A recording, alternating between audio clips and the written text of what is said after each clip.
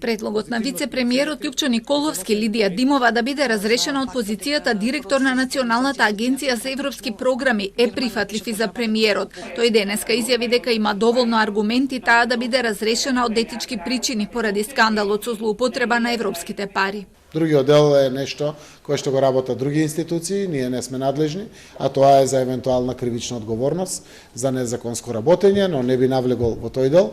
Овде имаме доволен етички дел каде што треба да се понесе одговорноста. Исходот следи откако во јавноста се фрлија сомнежи за тоа како се делеле пари за образовни проекти преку агенцијата. Меѓу нив се и проектите на над 270.000 евра на фризерница и 200.000 евра за проект на магарење и за сирење на братот на пратеникот ЦДСМ. Следеше и обвинување од благајничката дека се проневерени над 20.000 евра од благајната од Националната агенција. Димова негираше и најави тужби, но не и оставка. Владата не може да ја разреши, само дава препорака до управниот одбор во агенцијата, но бидејќи председател на управниот одбор е Маринела Тушева, сопруга на министерот за правда Бојан Маричич. Од ВМРО ДПМН се сомневаа дека тоа воопшто ќе се случи.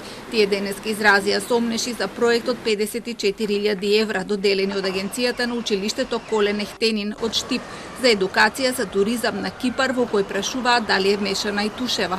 Прва братучетка на Маринела Тушева е Јулијана Саздова, наставник, вработен во средното основно училиште, општинско училиште Колен Ехтенин, кој го добило проектот, додека пак нејзиниот татко, а вујко на Маринела Тушева, е Нако Ташков, инаку член на училишниот одбор во училиштето. Дали Маринела Тушева помогнала го добија проектот училиштето? Дали воопшто некој знае за овие средства дека влегле во училиштето? И за крај, каде и на чии сметки завршиле овие пари? Посомнежите се огласија и од Брисел, од каде најавија дека Европската комисија ќе ја проверува можната злоупотреба на европските фондови и домашните органи, финансиската полиција и обвинителството за гонење, организиран криминал и корупција посочија дека има предистражна постапка.